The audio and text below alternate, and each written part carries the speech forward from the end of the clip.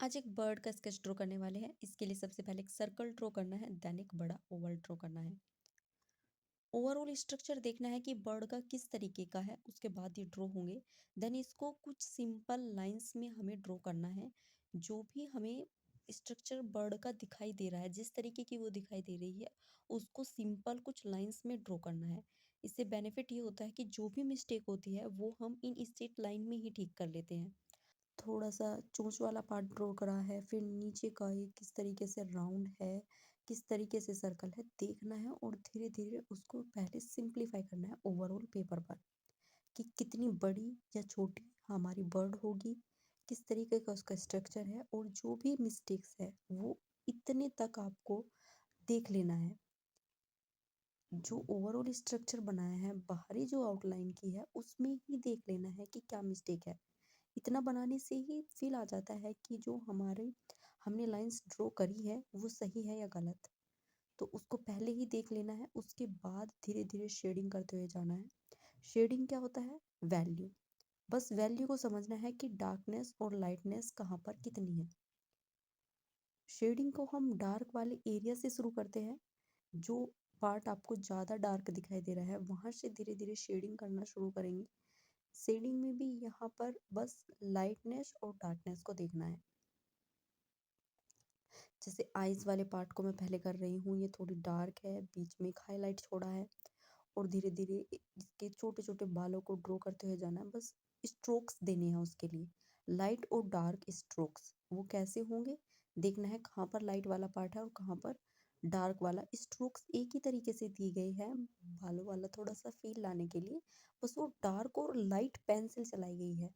जहाँ पर डार्क दिखाई दे रहा है वहाँ पर थोड़ा प्रेशर के साथ यूज़ करी गई है ताकि वो डार्क चले, और जहाँ पर थोड़ा-सा लाइट है वहाँ पर लाइट पेन मैंने यूज़ की है।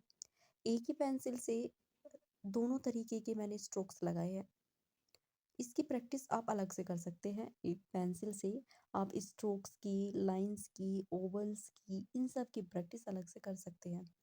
और शेडिंग में भी कि एक ही पेंसिल को डार्क और लाइट कैसे चलाया जाता है, उसकी अलग से पेपर पर प्रैक्टिस करें, ताकि जब आप शेडिंग करें किसी भी ऑब्जेक्ट में, तो वो एक ही पेन को अलग-अलग तरीके से यूज़ किया जा सके। यहाँ पर थोड़े-थोड़े से स्ट्रोक्स मैं लगा रही हूँ, वही डार्क और लाइट स्ट्रोक्स है, जिससे ये फ़ील देगा 3D कि जो बर्ड है वो कहाँ पर थोड़ा-सा उभरा हुआ पार्ट है, कहाँ पर थोड़ा-सा डार्क वाला पार्ट है, वो अच्छे से दिखाई देगा। नीचे इसके पैरों को ड्रॉ किया है। पहले ड्राइंग वाला पार्ट। ड्राइंग वाला पार्ट क्लियर है तो फिर शेडिंग पर जा सकते हैं। शेडिंग में बस लाइट और डार्कनेस को देखना है और स्ट्रोक्स लगाने हैं। बहुत ही ईजी तरीका होता है, बस जो ड्राइंग वाला पार्ट है वो आपका क्लियर हो और अच्छे तरीके से ड्राइंग की गई हो, तो शेडिंग में कहीं पर कोई प्रॉब्लम नहीं होती है। वहाँ पर बस टेक्निक्स जो हैं वो पता होना चाहिए कि किस एरिया में किस तरीके की टेक्निक यूज़ करनी है, या जोन सा ऑब्जेक्ट हम यूज़ कर रहे हैं उसमें किस टेक्निक का हमें यूज़ करना है। शेडिंग में फिर वो चीज़ें आती है, बस वैल्यूज़ का आपका पता हो कि वैल्यूज़ क्या है, किस तरीके से यूज़ होती है और यहाँ पर कौन सी टेक्निक है। जो ज़्यादा टाइम लगता है, ज़्यादा टाइम जिसको सीखने में लगता है, वो है ड्राइंग। ड्राइंग अगर आपकी सही है तो शेडिंग में आपको कहीं पर ज़्यादा प्रॉब्लम होने वाली नहीं है। शेडिंग में बस हमारी प्रैक्टिस काम आएगी कि हमने कितनी प्रैक्टिस की है, और आप इजीली किसी भी ऑब्जेक्ट को, कोई भी ऑब्जेक्ट हो, उसमें बहुत अच्छे तरीके से शेडिंग कर सकते हैं। आपको टाइम देना है सबसे ज़्यादा तो ड्राइंग वाले पार्ट में देना है। ड्राइंग को सीखना है सबसे पहले। वो जितनी अच्छी है उसके बाद शेडिंग, कलरिंग, सारी चीज़ें सही हो जाएगी अगर ड्राइंग सही है। यहाँ पर बस जो ट्री वाला पार्ट है वो थोड़ा-सा मैं ड्रॉ कर रही हूँ। थोड़ा-सा उसकी टहनियाँ वगैरह किस तरीके की है और उसमें थोड़ी-सी वैल्यूज़ नीचे की तरफ थोड़ा-सा डार्क किया है और वो अच्छी तरीके से ड्रॉ हो गया है। ड्राइंग वाले पार्ट पे मैं हमेशा ज़्यादा काम कराती हूँ कि जो ड्राइंग है वो सही हो। शेडिंग, कलरिंग उसके ऊपर सब हो जाएगा।